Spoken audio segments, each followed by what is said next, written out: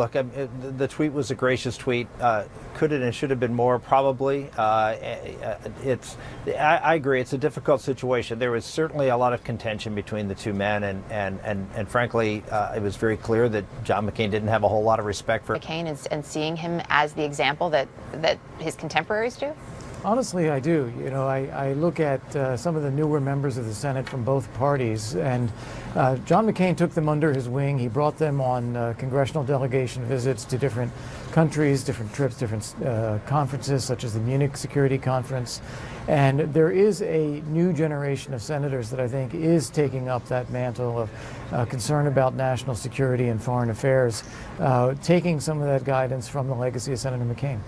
Can I make one quick comment on this, because I think this is really important. I mean, John McCain and I battled a lot, and you know, on issues. But John McCain had the courage of his convictions, and the reason he's applauded a lot in the media today is because he was willing to buck his own party, and including the Republican base. I didn't agree with him when he did it, but he had the courage to do it, and I do not see that on the other side of the aisle, and I don't see it as much even on our side of the aisle. So I agree that I'm hopeful in the future. But don't underestimate the amount of courage it took and to take the grief that he took to do what he did. And I just don't see that in American politics today. Rick Santorum, Ambassador Kurt Volker, really appreciate both of you joining us this morning. Thank you. Thank you.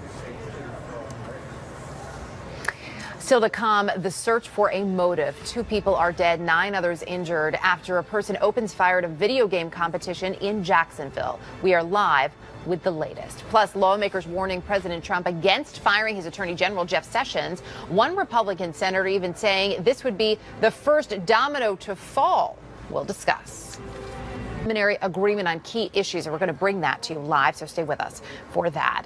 The president continuing his attacks on Attorney General Jeff Sessions over the weekend. Reactions on Capitol Hill on the possibility of the president firing Sessions range from he's got the right to do it to it would amount to political suicide. So would it be a mistake to fire his hand-picked AG?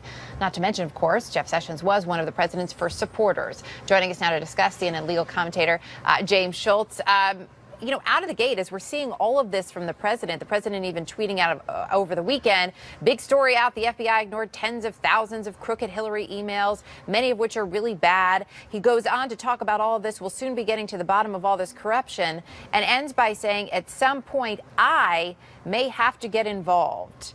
A, how do you read that as him getting involved? And B, what could be the implications of this president getting involved? I have no idea what was going through the president's head when he made that statement. I don't know what him getting involved might mean. As it relates to Attorney General Sessions, clearly Senator Grassley and Senator Lindsey Graham this weekend seemed open to the idea of moving him. The president has a good story to tell right now as it relates to trade. They're going to make an announcement today as it relates to jobs, the economy. I think every time he dips his toe into these discussions about firing Jeff Sessions, it just sends the Democrats going wild, and other folks that support Jeff Sessions in the Senate going wild. And, you know, I think back in July when Grassley said it would be, you know, he would not support that, you know, it was clear. Everyone's heels were dug in. Remember, Attorney General Sessions was a United States Senator. Certainly he has a lot of support in that body. It's going to be tough to do.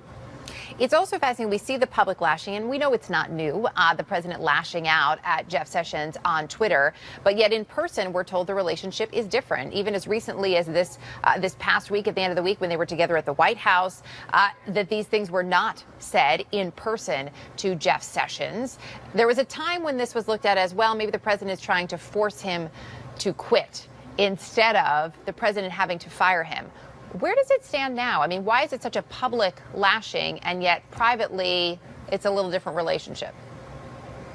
I don't really understand that, and I don't understand the tweets either as it relates to Sessions. Like I said, with all the other good things that are going on at this point. And I don't know what their relationship is privately at this point, but I have to say, I mean, the Attorney General has been doing a good job in running that agency. And look, that agency has a lot of challenges, and it's tough, and it's very difficult because Congress is getting frustrated with them for not turning over documents. But these are issues that Jeff Sessions can't stick his hand into and can't effectuate because of his recusal. In what we're hearing from the president, and even you mentioned Lindsey Graham. Lindsey Graham, of course, tweeting out last week, reminding people that the Attorney General serves at the pleasure of the president. If the president were to fire Jeff Sessions, and he's talked repeatedly about how unhappy he is with him for recusing himself from the Russia investigation, could an obstruction of justice case be made in terms of the Russia investigation? Relative to, no, it's well within the discretion of this president to remove an appointee. Certainly that cannot be construed as obstruction of justice. He'd be essentially carrying out his constitutional duties, and that's something that he cannot be charged with obstruction for. Absolutely not. If he were to get rid of Jeff Sessions, of course, we have Rod Rosenstein, who the president we know is not happy with either. So it would seem sort of an interesting choice to get rid of Jeff Sessions to be left with Rod Rosenstein even in the interim. Do you think that that has been discussed? Yeah, I don't see that slippery slope of where if Sessions goes, then Rosenstein goes, then Mueller goes. I just don't see that scenario playing out. I think that would be political suicide at this point in time. But again, a leader like no other, but I think part of the moment that people don't always realize about him was just this humor he had, this joy for his work, and that's anyone that worked with him. Senator John McCain being remembered by his colleagues on both sides of the aisle as a maverick and as a mentor. McCain found time to reach out to anyone willing to learn from his years of experience. One of those people, Republican Senator from Indiana, Todd Young, who joins us now. Senator, good to have you with us this morning. Good morning. John McCain was out there campaigning with you in the Senate, in your Senate bid. What did you learn from him even in those moments? Well, actually, my history with John McCain began even earlier as a plebe at the Naval Academy. Every plebe learns about some of the heroic graduates, and John, he embodied what the Naval Academy is all about.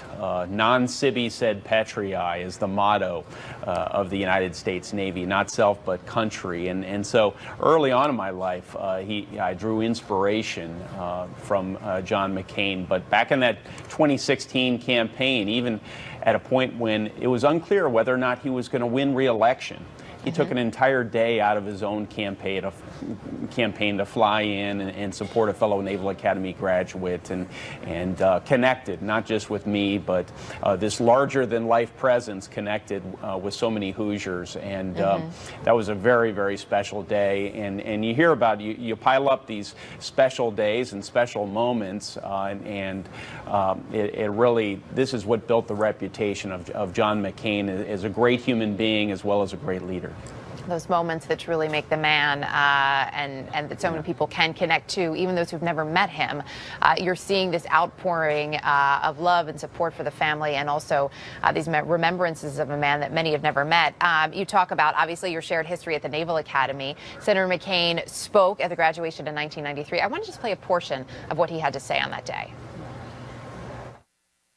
I will go to my grave in gratitude to my Creator for allowing me to stand witness to such courage and honor, and so will you.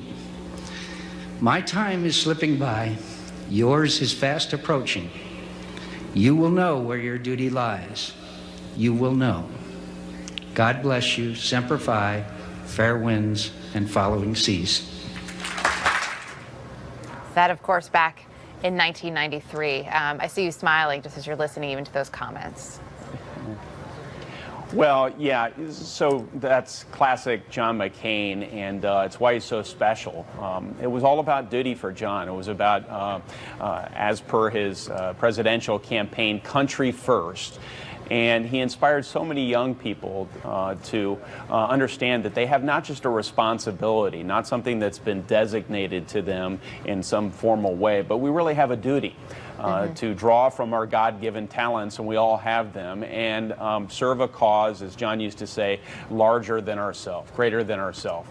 And he took that to heart, and I think his entire professional career just is emblematic of someone who's dedicated to serving a cause greater than themselves, and it's infectious. It inspires not just his colleagues, but it inspired people, I think, across the country, and it's more than anything else, I think it is how he will be remembered as someone who did the right thing for the right reasons at the right times, even when it was difficult to do so.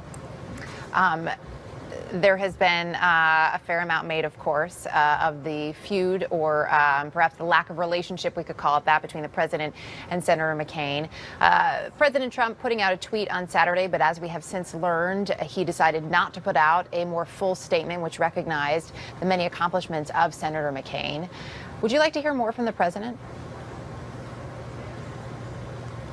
We're here today to salute the service of John McCain. We'll be doing so throughout this week. I certainly will be doing so. And so it's great to have an opportunity to be on this show and talk about some of my reflections on his service and why I think he was such a great man.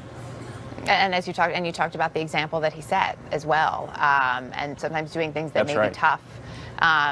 Do you think that was maybe part of the reason that we didn't hear more from the president, that it was tough for the president to go there? I think it's wonderful that John McCain followed in his grandfather and his father's footsteps, both admirals, understanding that each of us can make this country a better place. And that's given me some inspiration as well. He's endowed others with some of his spirit of service, and I think that's what we should be focusing on right now, and that's what I intend to focus on. So thank you for the question. Former Senator Rick Santorum earlier today in talking about Senator McCain's courage to buck his party when needed, to stand up for his convictions. It notes that he finds this lacking today in both parties in the Senate. He'd like to see more of it. Real quickly before we let you go, do you believe, so you agree with him on that point? And also, as we know, Senator Schumer has said he'd like to see the Russell Office Building renamed in John McCain's honor. Would you? Well, I actually think that John McCain has earned the respect of Republicans, Democrats, even the politically non-engaged alike. So he's the sort of person we ought to be naming things after in this country to the extent that names are extended. And I think John would also agree that it's oftentimes the quiet heroes that deserve celebration. John made it a real point of his service on the Armed Services Committee to travel around the world and personally connect with men and women in uniform, understanding the great sacrifices that they had made. So I think John would also recognize that we should give due consideration to those silent heroes and perhaps affix their names to major buildings as well. Senator Todd Young, appreciate you taking the time to Japan. This after the Washington Post reported that North Korea is accusing U.S. forces of performing military exercises aimed at invading its capital, Pyongyang. And this, of course, comes just days after President Trump canceled his Secretary of State's diplomatic trip to North Korea. Let's get right to CNN Pentagon correspondent Barbara Starr, who has the latest for us. Barbara, good morning. Good morning, Erica. Well, North Korean media, going back to last year's heavy rhetoric against the U.S., suggesting that a criminal plot is being hatched to invade North Korea from military drills, as you said, that are being run in Japan. So U.S. military spokesman in Japan says they're not aware of any such thing, and in fact saying the following. Let me read you a quote. In general, U.S. aircraft and ships... Depending on which side of the Republican Party you're on or which side of the Democratic Party you're on. And it speaks to the fact that given that Barack Obama and George W. Bush will be there, obviously Joe Biden as well.